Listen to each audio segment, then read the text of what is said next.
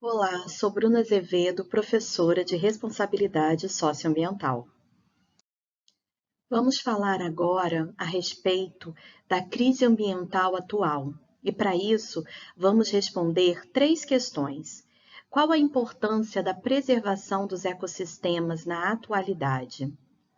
Quais são as principais mudanças climáticas como consequência das atividades humanas? Qual o papel dos governos e órgãos internacionais nas ações de mitigação dos impactos ambientais? O ecossistema representa um conjunto de integrantes que habitam e interagem em determinado local. Esses integrantes são constituídos por componentes bióticos, ou seja, com vida, como plantas e animais, e por componentes abióticos, como rochas, rios e solo.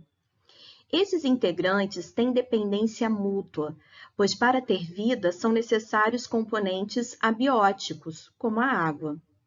O planeta Terra possui, assim, diversos ecossistemas, grandes e pequenos, com características muito diferentes, mas que mantêm uma harmonia natural, se não houver degradação humana. A preservação ambiental precisa ser entendida como um dever do ser humano que está contido no meio ambiente e precisa se reconhecer como responsável nessa função. Existem 4 principais motivos para a preservação ambiental: éticos, estéticos, econômicos e funcionais da natureza. Os motivos éticos se relacionam à responsabilidade ética e moral de as pessoas viverem sem agredir a natureza, pois fazem parte dessa natureza e precisam reconhecer isso. A racionalidade humana torna possível uma visão ampla sobre as questões ambientais e possibilita que se pense em estratégias para viver bem e em harmonia com a natureza. Isso não significa que os seres humanos não possam interferir no meio ambiente, mas sim que essa interferência precisa ser cuidadosamente articulada para não o prejudicar, visto que os humanos compõem a natureza e, ao agredi-la, estão impactando a si mesmos em curto ou longos prazos. Os motivos estéticos se relacionam à questão de o ser humano estar dentro da natureza e apreciá-la, bem como aos seres que a compõem, principalmente no seu estado selvagem. A beleza de animais e plantas, por exemplo, é um alento para a solidão humana, principalmente para as pessoas que moram em centros urbanos distantes de ambientes com menor poluição. Admirar a beleza da natureza faz bem para as pessoas que são parte dessa natureza. Os motivos econômicos para preservar o meio ambiente estão associados à questão da sobrevivência humana, que depende da harmonia ambiental. Por exemplo, a dependência de plantas, animais para o alimento e água potável para sobreviver. Diversos produtos são extraídos de animais e plantas, como lã de ovelhas e algodão de árvores para a produção têxtil.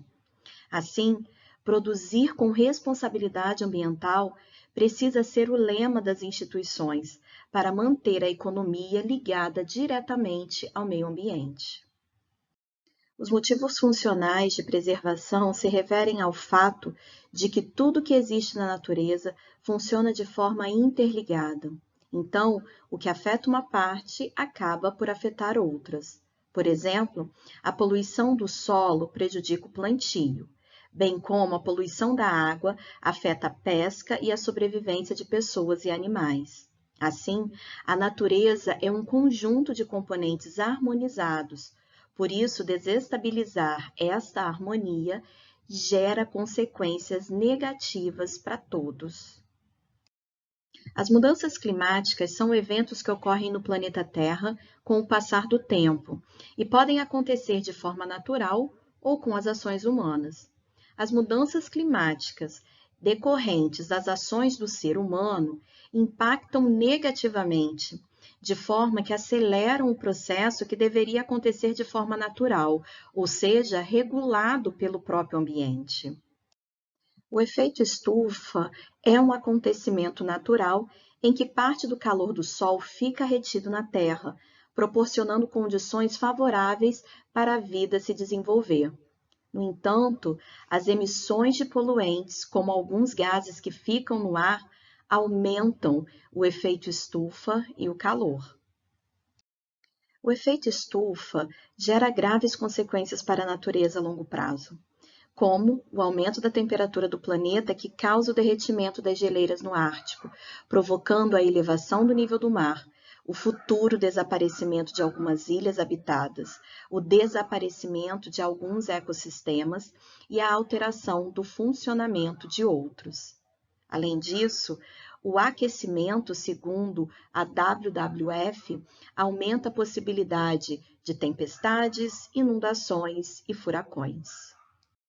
Segundo a WWF, o aquecimento global pode ser amenizado com a redução de desmatamento, investimento em reflorestamento, conservação de espaços naturais, redução do consumo de energia, aumento da reciclagem.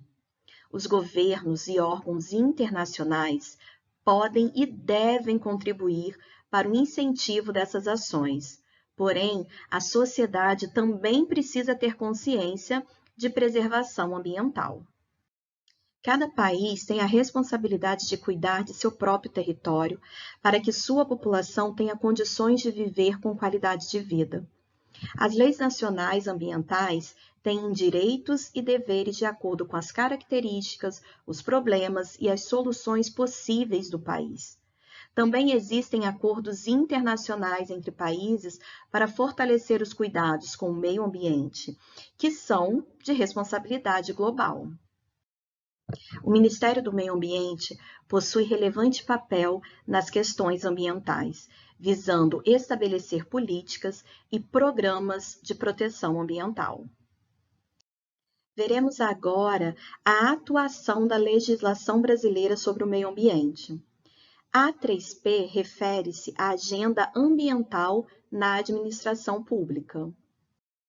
O circuito Tela Verde são materiais pedagógicos multimídia para os estudantes, abordando questões socioambientais. A promoção de conferências ambientais tem o objetivo de ouvir as necessidades de diferentes setores. O Cadastro Ambiental Rural, ou CAR, visa cadastrar os imóveis rurais para obter um panorama das áreas cadastradas e formular ações que beneficiem a todos. Monitoramento por satélite do desmatamento da Amazônia. O Instituto Nacional de Pesquisas Espaciais, INPE, desde 1998, monitora e analisa o desmatamento da Amazônia utilizando satélites. A partir de 2004, esse controle foi intensificado com o Plano de Ação para a Prevenção e Controle do Desmatamento da Amazônia Legal, que visa maior atuação quanto ao controle do desmatamento. Redução de gases de efeito estufa referentes ao uso da terra e de florestas. Intervenção Nacional de Emissões Atmosféricas por Veículos Automotores Rodoviários, criada no ano de 2013. Fundos Amazônia e Clima é o financiamento para o combate do desmatamento e redução de impactos causados por mudanças climáticas. Programa Água Doce e Dessalinização da Água, que atende a população em comunidades do semiárido brasileiro. Programa Áreas Protegidas da Amazônia, lançado no ano de 2002. É o maior programa em conservação de florestas tropicais no mundo, com a finalidade de proteger, no mínimo, 60 milhões de hectares da Amazônia brasileira. É uma ação conjunta, coordenada pelo governo federal por meio do Ministério do Meio Ambiente e financiada pelo Fundo Brasileiro para a Biodiversidade. Além desses programas ambientais, O Brasil possui leis de proteção à natureza, como a Política Nacional do Meio Ambiente, que atua de forma abrangente, e a Lei de Crimes Ambientais, incluindo punições para quem degradar o meio ambiente. Conforme o Ministério do Meio Ambiente, e de acordo com a Lei 9.605 de 1998, são considerados crimes ambientais crimes contra a fauna, ou seja, agressões cometidas contra animais silvestres, nativos ou em rota migratória, crimes contra a flora, destruição ou danos à floresta de preservação permanente, mesmo que em formação ou utilizá-la em desacordo com as normas de proteção. Poluição e outros crimes ambientais, que significa poluição que provoque ou possa provocar danos à saúde humana, mortandade de animais e destruição significativa da flora. Crimes contra o ordenamento urbano e o patrimônio cultural, ou seja, construção em áreas de preservação ou no seu entorno, sem autorização ou em desacordo com a autorização concedida. Crimes contra a administração ambiental, que significa afirmação falsa ou enganosa, sonegação ou omissão de informações e dados técnicos científicos em processos de licenciamento ou autorização ambiental. Infrações administrativas, ou seja, ações ou omissão que viole regras jurídicas de uso, gozo, promoção, proteção e recuperação do meio ambiente. Os órgãos internacionais de preservação ambiental representam a preocupação de vários países que elaboram estratégias conjuntas de cuidado com a natureza e o ser humano. Assim, esses órgãos trabalham em nível mundial para contribuir nas soluções que visem ao desenvolvimento sustentável. Infrações administrativas são ações ou omissão que violem regras jurídicas de uso, gozo, promoção, proteção e recuperação do meio ambiente. Todo o planeta sofre os impactos das agressões ao meio ambiente. Por isso, são necessários acordos internacionais entre países que se unem para formular e aplicar estratégias de preservação ambiental. Alguns exemplos dessas ações internacionais são a Convenção da ONU sobre a Mudança no Clima, o Protocolo de Quioto e a redução de emissões por desmatamento. São inúmeros os desafios relacionados ao meio ambiente, que é de responsabilidade de todos os cidadãos e instituições.